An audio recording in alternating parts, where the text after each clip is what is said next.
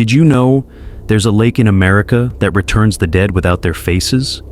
A lake so cold, so deep, so chemically strange, the human body doesn't decompose in it. It transforms.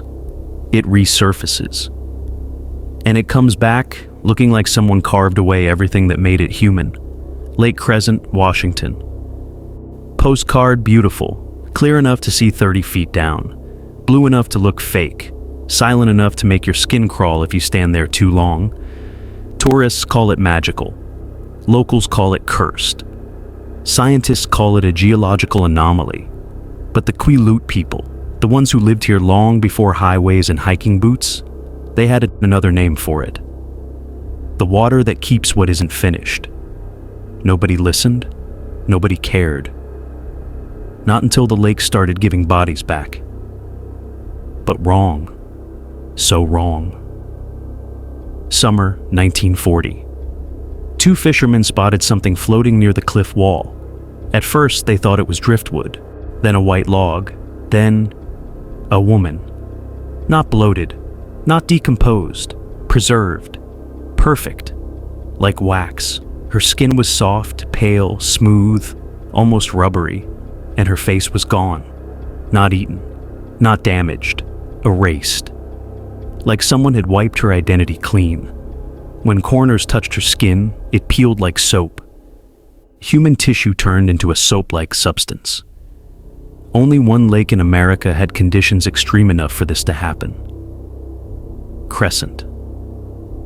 And this corpse wouldn't be the last. To understand why Crescent does this, you have to understand its shape. It isn't bowl-shaped like normal lakes. It doesn't slope. It doesn't ease into darkness. It drops, straight down like a sinkhole, hundreds of feet deep, no sunlight, no oxygen. Freezing, mineral-heavy water trapped for centuries. A perfect tomb. Little oxygen means bacteria can't grow. High mineral levels harden skin. Low temperatures freeze tissue. Sealed layers mean no scavengers. Bodies don't rot. They transform. Between 1937 and 1970, at least 14 people vanished around Crescent.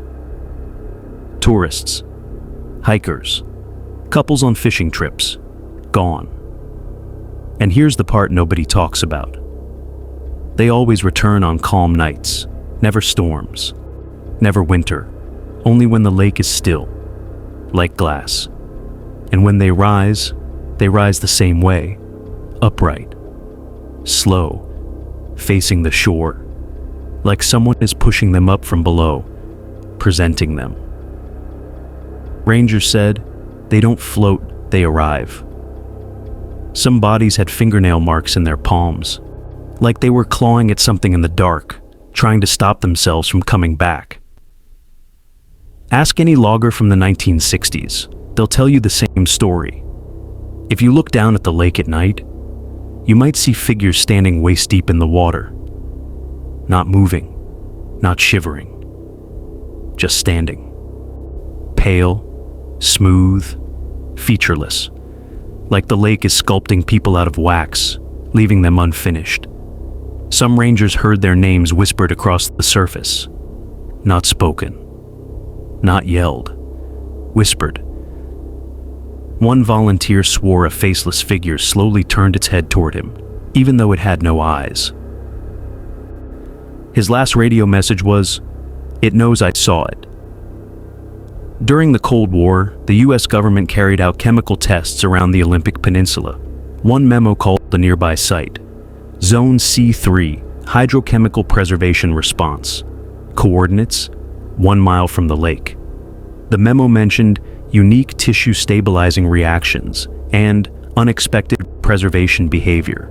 And the final line, the water retains more than biological matter. The tests stopped abruptly.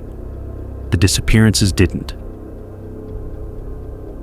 In 1997, a woman walked into a ranger station 6 miles from Crescent, barefoot, soaked, confused. She didn't know her name. Her clothes were decades old. She kept repeating, "It returned me because I remembered." DNA tests showed she matched a woman who vanished in 1973. When they asked where she'd been, she whispered, "It's not a lake. It's a doorway that doesn't like to stay closed." She died in 2012. Her last words, "Don't look at it at night. There are lakes that hide secrets. And then there are lakes that keep them." Crescent doesn't just preserve the dead. It edits them, rewrites them, returns them unfinished. Maybe it remembers what we forget. Maybe it holds the parts of us we lose. Or maybe it's waiting for the rest of us to join whatever sleeps beneath it. Because when a lake gives back the dead without their faces, it's not showing you what happened to them. It's warning you what could happen to you. And if you think this was the darkest part of America's forgotten history, you're wrong. Because there's another place, far from Crescent, where 9 trained hikers ran into the night, barefoot in the snow, fleeing from something no human eye has ever fully explained. If you're ready to see what fear looks like when it chases people into the dark, watch 1959 Dead Mountain Mystery: The Night. 9 hikers ran from something impossible.